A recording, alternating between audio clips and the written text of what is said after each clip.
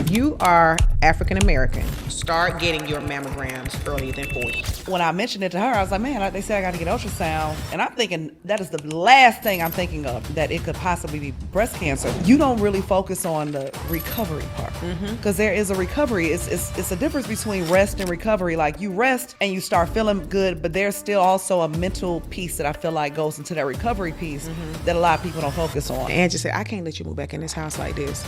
And initially I'm like, what you mean? Ain't nothing wrong with my house, you know? It's like, she was like, no, nothing's wrong with your house. She said, but it's not peaceful.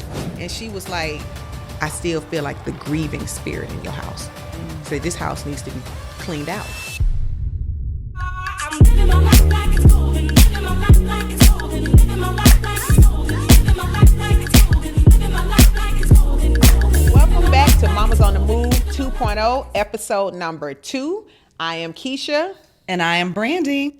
So this episode is something that is near and dear to both of us. I hope that people leave our episode encouraged, enlightened, educated some, and I think most of all encouraged. And I think that I shared a lot in my journey videos, so I don't have to go into a whole lot of details. People know I was diagnosed on Good Friday 2022, and you were?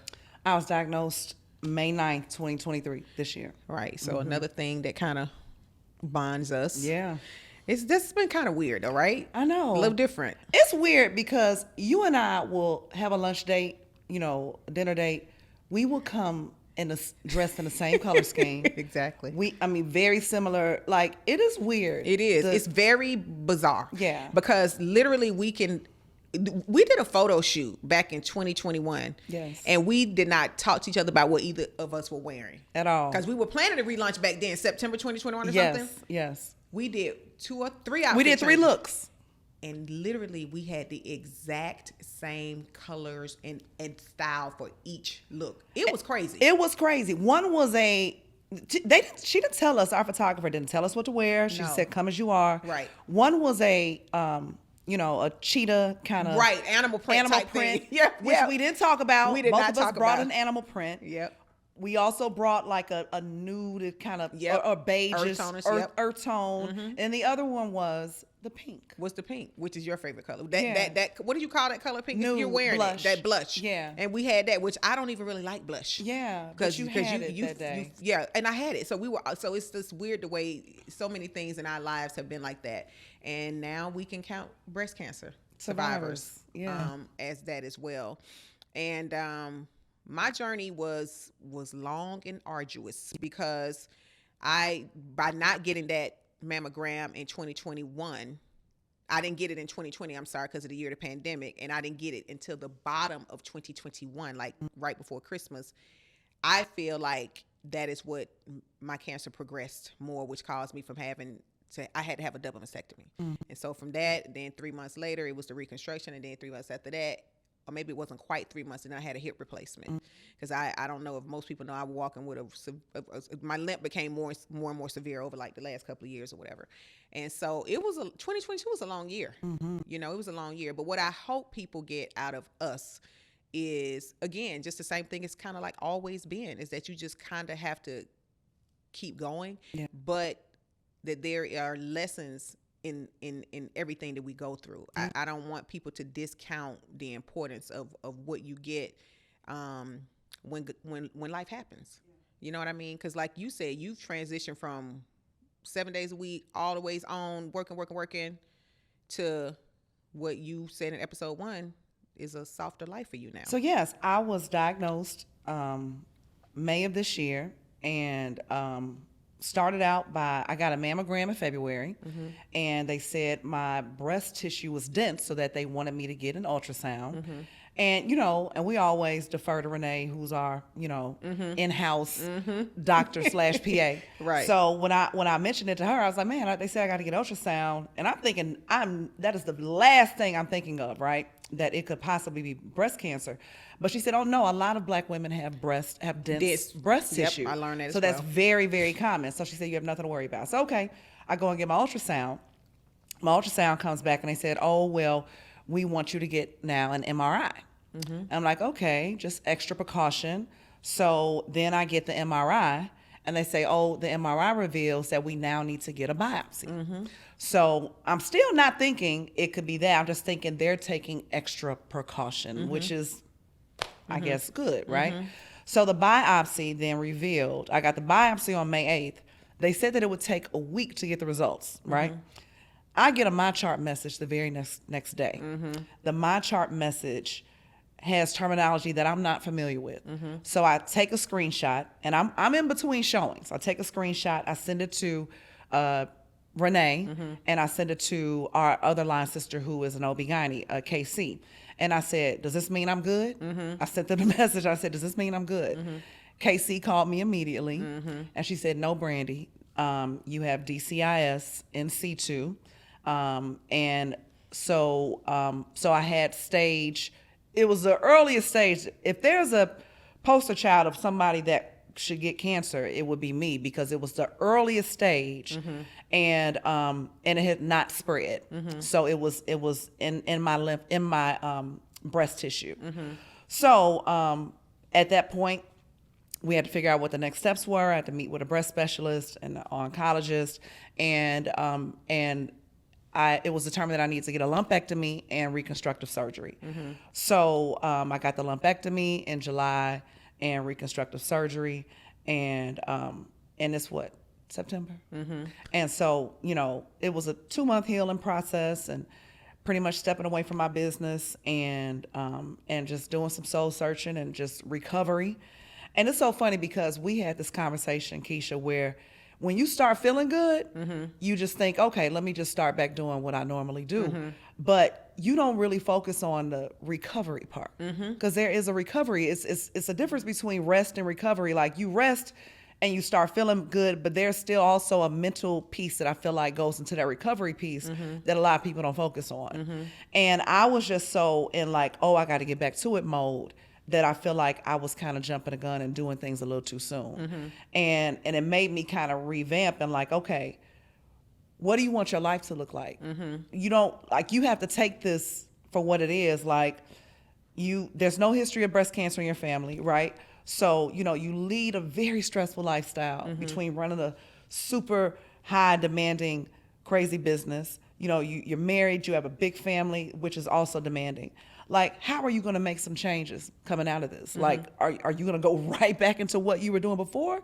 And so I had to really kind of evaluate that and say, no, I'm not. So I said, I'm going to make some changes. I'm not going to work weekends. My weekends are my own. I'm going to pull back on taking calls after a certain hour. I'm going to focus on doing things that I know bring me joy and bring me a sense of peace and gratitude, which is gardening and focusing on my home. So I've been doing a lot of that. And I think that pulling back has also allowed me to be like, you know what? You don't have to, like, it's okay to transition to be in a different space. Like, what you were in 2022, the top dog, the big agent, like, it's okay to shift to being who you are in this season. I'm going to be a different person in this season. So I'm exploring other opportunities. What we're doing and bringing back Mamas on the Move, I feel like is essential and important for us. It's important for other women. But also feel like, you know what? This is what we owed ourselves, which we committed to years and years ago, which we said, you know what? God connected us for a reason. And I feel like, okay, it's part of what He wants, His will for our lives. I feel like this is a part of it, so I feel like that's going to give me more time to even focus on this if I pull back from other things, because at the end of the day, we are still, you are Keshia and I'm Brandi, and if we don't devote more time to focusing on our health and wellness, then who are we to anybody else? Right. We got to put ourselves. We got to put ourselves first. And that was the biggest aha for me in all of this, is to pull back and just kind of do things a little different in this new season. I think for me it was because I moved in with Angie and Dutch in May of last year, and I was there until the week before Thanksgiving. So I had a couple of little times where I came back to get more stuff or whatever. But I think that one was we have to be fiscally responsible, because I had no idea that I would have to be out of work like that. Yeah. 2, And I didn't miss a beat, thank God, you know, financially. And 2, you have to be in service to others because you never know. And not because you're going to need somebody to help you, but I had made so many deposits that I was never short on help. That's right. And support. You get what I'm saying? Because I had made enough deposits into other people. So I think that's an important message that I want people to understand too. And lastly, I feel like, okay, this is another thing. Okay, God, what is it that you're trying to tell me? Because you done already tested me a whole lot of times. And I feel like I kind of want to not take no more tests like this, you know. But let me tell you what I feel like was like a real aha moment for me. So one day, Angie and I came over here. Well, it was 2. One was when we were in the kitchen and I still had the drains and all this stuff. And I talked about it in, I think, the second episode. My second video that I dropped.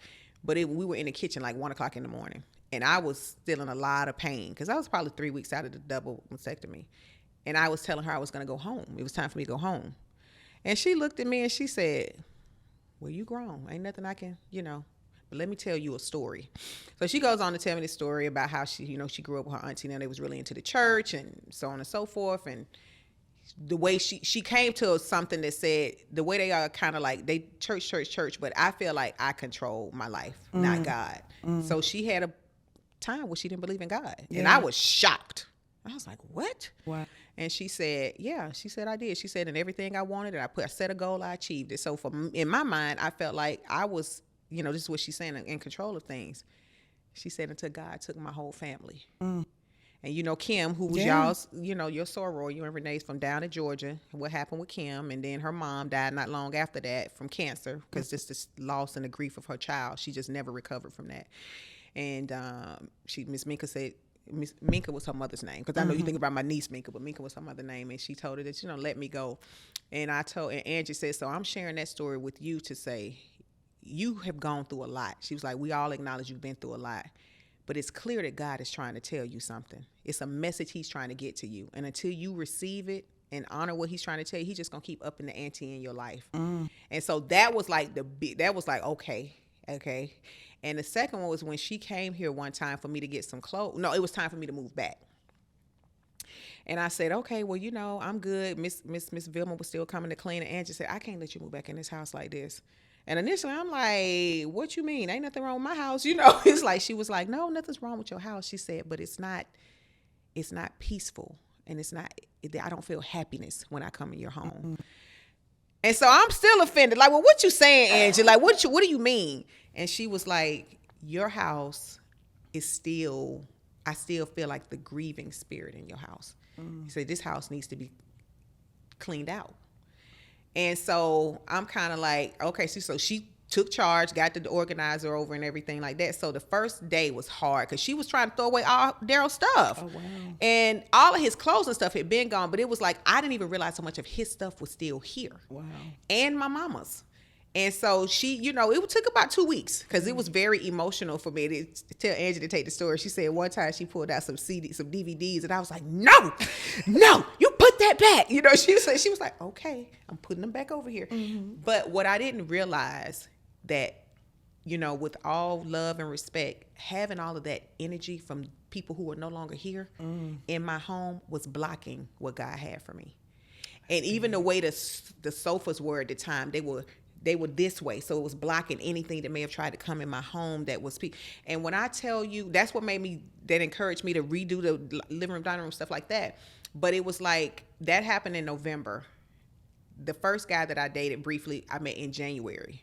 And then I met my guy that I'm dating now right after that, like in March. But I truly believe there were channels opened up when I cleared out the old.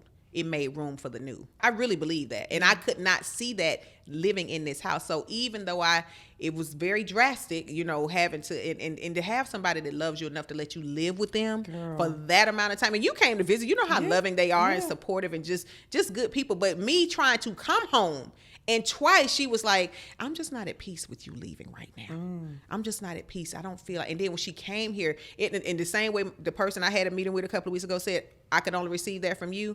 I think I could only receive that from Angie because I know her heart. We go back to 6th grade. Yeah. And I just know how she's just, her and Dutch are just special people. They're just special people. And if I wish that everybody could have an Angie and a Dutch, but they loved, I'm telling you, like, She prayed over the pillow I was going to sleep on for weeks before I got there. She prayed and asked our mothers to come together in the helping of the healing of me. Like, it was just, and we were sitting on the patio, which, you know, that's where I always sat for hours a day, sat on the patio. And when me and Angie sat there, when I first got there, maybe like day 3, the first couple of days, you're just kind of out of it. A red bird just came and sat right in front of me and Angie and stayed on the balcony. And I was like, it's got to be our mom. Like, that's what we felt. And we both just kind of got like, but it was just that whole thing, the whole experience of, you know, I had to put pride aside because I had to have help, you know? And so I think those were my 2 aha moments. It's just like community, family, because I believe God, I know for sure, God sends you your people.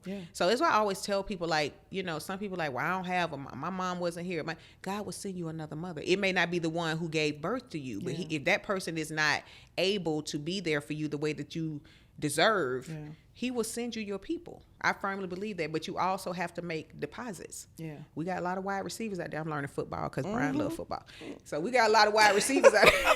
That's a good analogy. You know what I'm saying? We got a lot of people who love to catch, but they ain't never throwing. That's the back guy. Yeah, the quarterback. So guy. we need more. Yeah, we need more wide receivers. We got a lot of quarterbacks. Quarterback throw.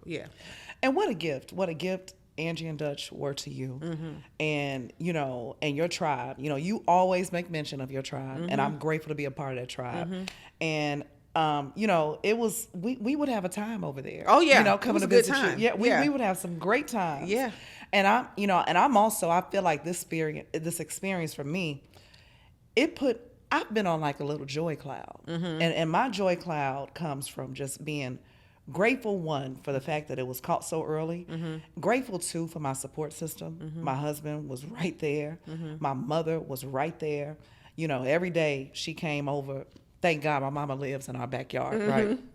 So how beautiful was that setup? You know, my husband had to work. So she y'all built her a house. We built her a house. She has a tiny house. Know, right? She don't live in the backyard. Like, listen, okay, Brandi ain't, you know, them Lifetime, it ain't no Lifetime movie stuff going on. You know what I mean? It ain't no Lifetime movie.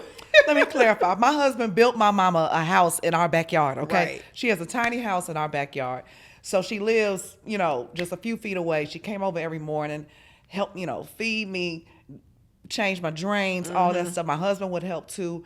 And, you know, just to feel loved and supported, you know, and not only by them, by my children, by my friends, you know, y'all were there.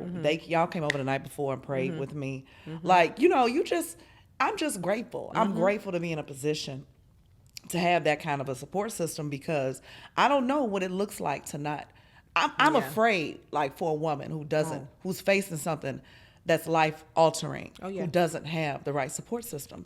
And as I'm learning, you know, as I'm getting into this journey and connecting with people, like through the Susan G. Komen Foundation, you know, there are people who don't have the resources and support that they need, you know, and even learning that 45%, that Black women have a 45% higher chance of dying from breast cancer than our white counterparts. You know, and it's simply because of a lack of economics. But the thing is, if there's more awareness surrounding it, there are resources available. There are. You know, for women who think they can't afford to go and get a mammogram, there are free resources out there, but they just don't know, you know. And a lot of times it's fear. Like, I've had a lot of women, as I'm sure you have. I had one to text me DM me yesterday. I went and got my mammogram. I just want to let you know, and everything is good, you know, because they you know, when you see people, same thing I said about my widowhood journey. When I saw you, it encouraged me. When you see women that look like you, it gives you more encouragement, inspiration, information to know that it's okay.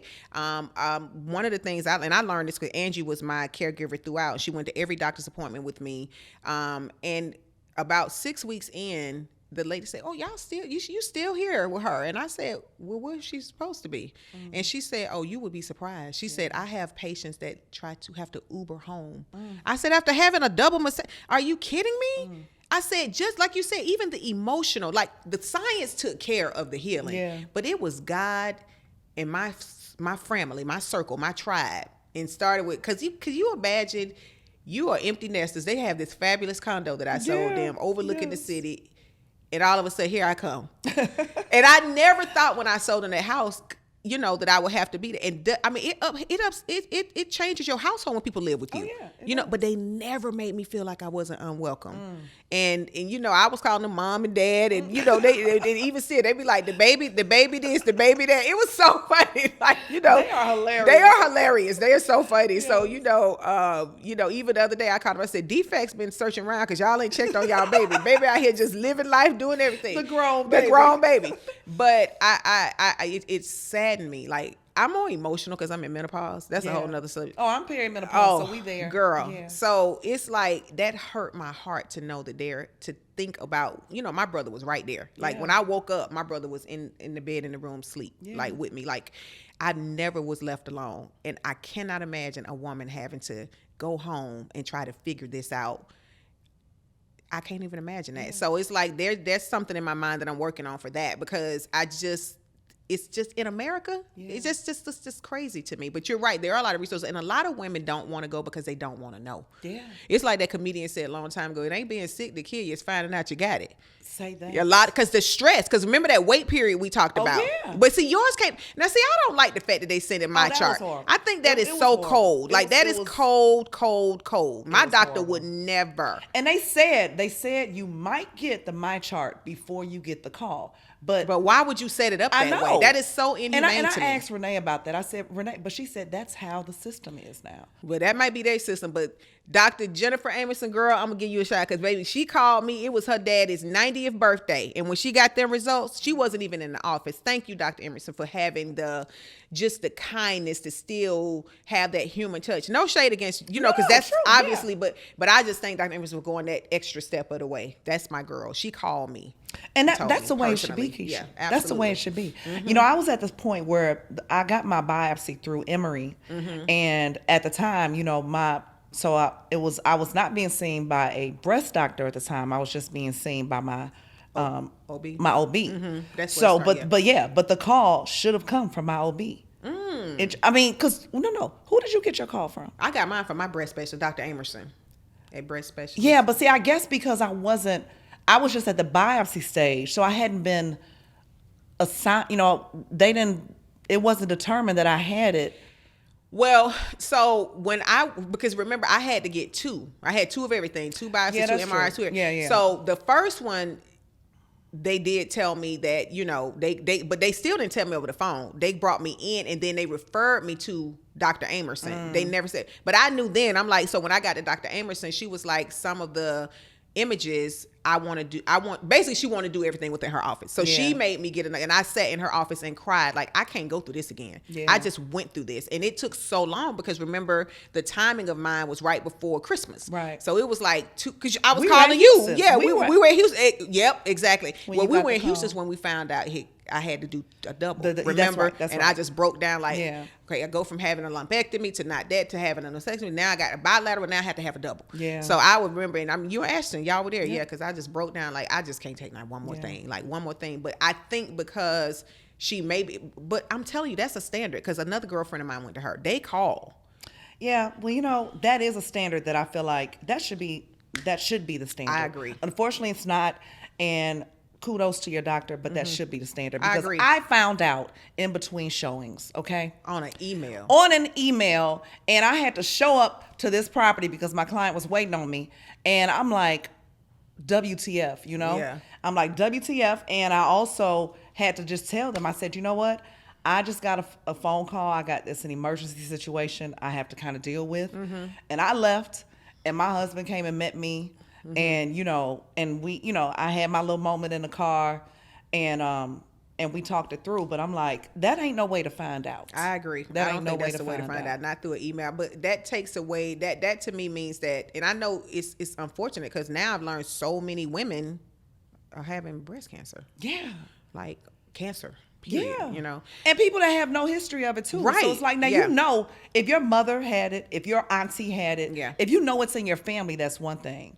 But to not have any history of it, like, what is it? Yeah. Is it the food environment? Is it food? It's lifestyle? I think it's all of the above. I think it's environment. I think it's food. I think it's stress. I think it's all of the above. I don't know why it seems like black people, we always be more privy to get the stuff that ain't good for you. Why we don't get more wealth? Because we black, like they do. Because Anyway. Anyway. So I started out with, they thought I was going to have, you can kind of speak to that because you actually had it. I didn't have I had a lumpectomy is where they remove the breast tissue that's cancerous. Right, okay. So they go in and remove the breast tissue that's cancerous, but in doing that, they have to rearrange just to make sure, because they're taking a huge lump of tissue out, they have to make sure both breasts are going to be even, you know. So they have to do the reconstructive part. So that's where and at the stage that I was at, you know, you don't necessarily they suggest a lumpectomy, of course, and to reconstruct, you know, but I wasn't at the stage where they would, because it hadn't spread, right? Because it was still, and I'm even getting still familiar with the, you have to learn so much. You learn so much, but the because it was just in my ducts, in my ducts, so it didn't, it hadn't spread, so they could just focus on that one area. And then from my pathology report, because after you have the surgery, they send it off, so that it can be screened and evaluated. So there's this test that they do. It's called Decision RT. The test tells you your likelihood of reoccurrence. So they say if your scores are under a certain number, then you pretty much are in a great position. That score was a 3. So if you're under a 3, then your likelihood of reoccurrence is very little. My score was a 2.2. So what that meant was the percentage. So, because initially they said that I was going to have to get radiation. Right. So I was going to have to go through 4 to 6 weeks of radiation, which I was not looking forward to. You know, and of course, I didn't even know this. There's a difference between radiation and chemo. Oh yeah. Yep. So, but I didn't know that there's a rate. So radiation is where you go in. You know, they pretty much radiate that area where the cancer was, and it's like a 15-20 minute process. And I would have had to have done that every day, 5 days a week for 4 to 6 weeks. So that's what they predicted before my surgery. After my surgery, which is why I give praises to God, because I was praying that I would not, you know, that my scores would be low. And they were. I got the call that they were a 2.2.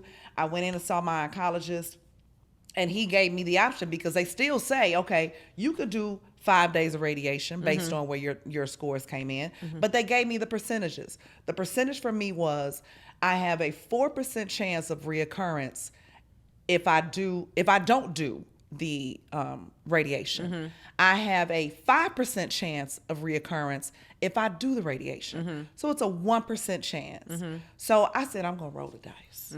I'm gonna roll the dice on that. So I didn't want to have to go through the radiation, and I said, you know what? I serve a good God. I intend on making some lifestyle changes, and I'm gonna just stand on that.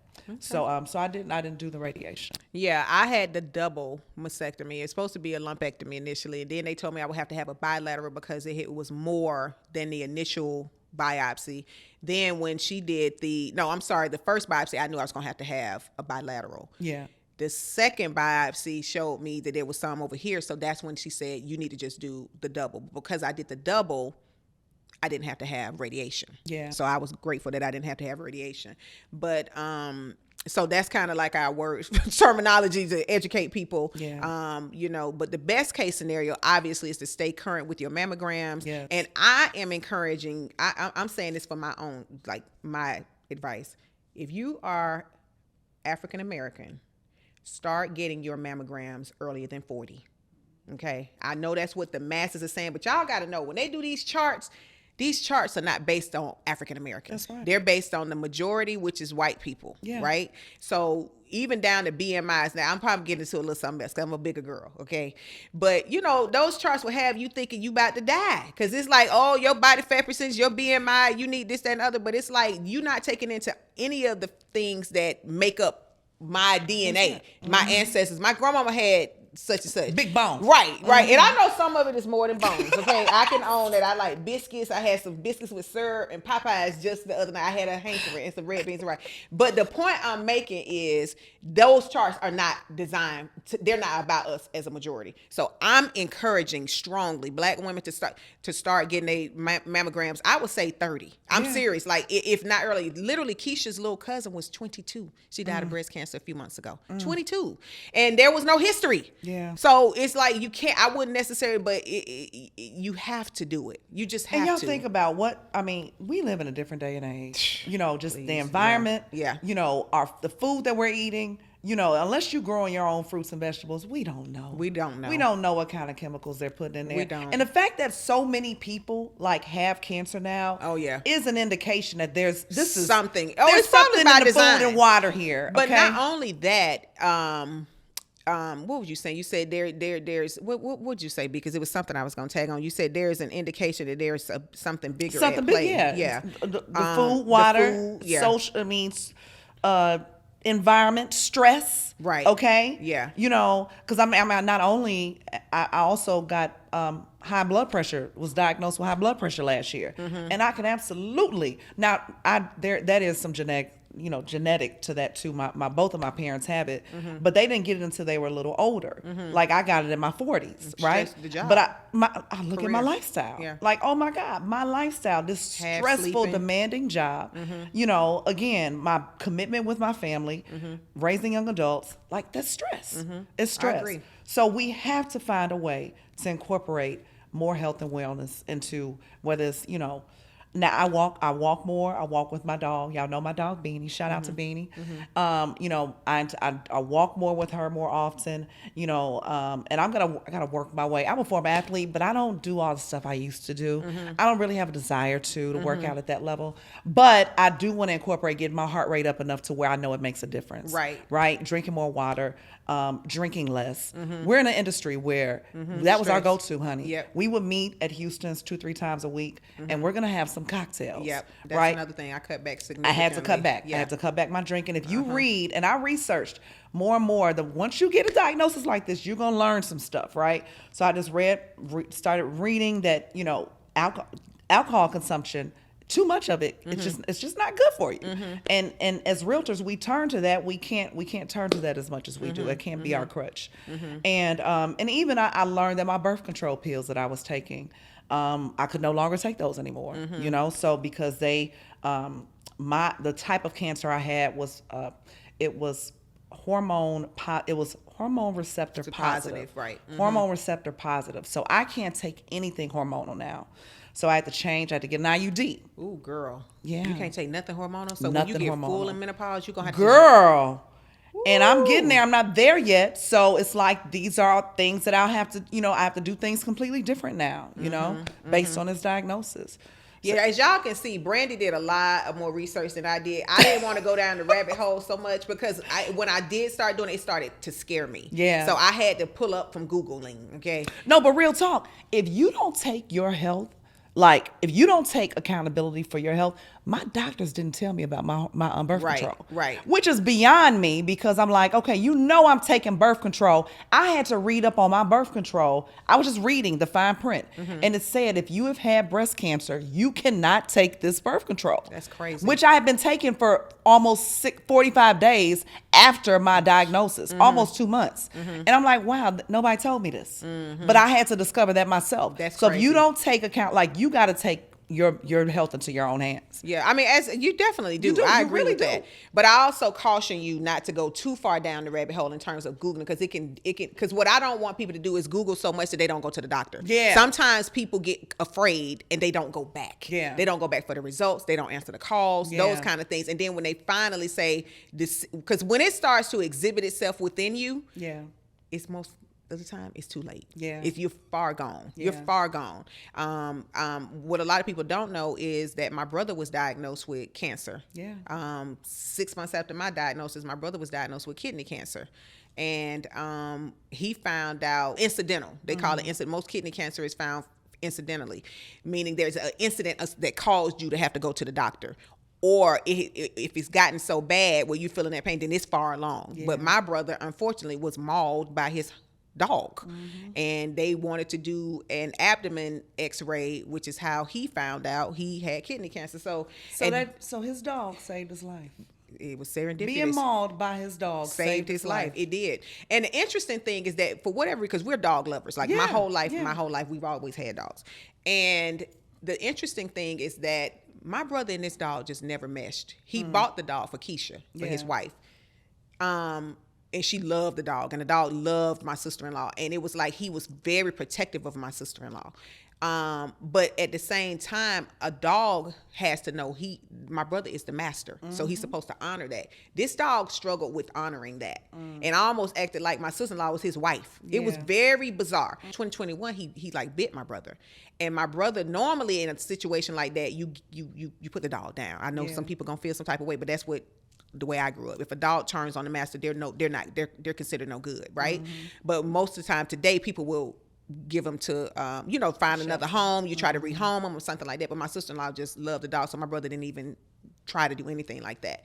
But what we have learned since then is the dog probably smelled that sickness, because dogs have much more sensitive noses. And even then, that's probably why him and that dog never connected, because that tumor was growing inside of him. Wow. So that's what we, have since learned. But finding my brother's diagnosis, finding out my brother, I didn't think I was gonna make it. Like before we found out, and then once we found out that it was in fact cancerous, not benign, I just like, not my brother. Like I can't take that. Like I can't. My brother has been like my husband. Oh yeah. Okay, it's my bro hug. That's why I call him bro hug. hug.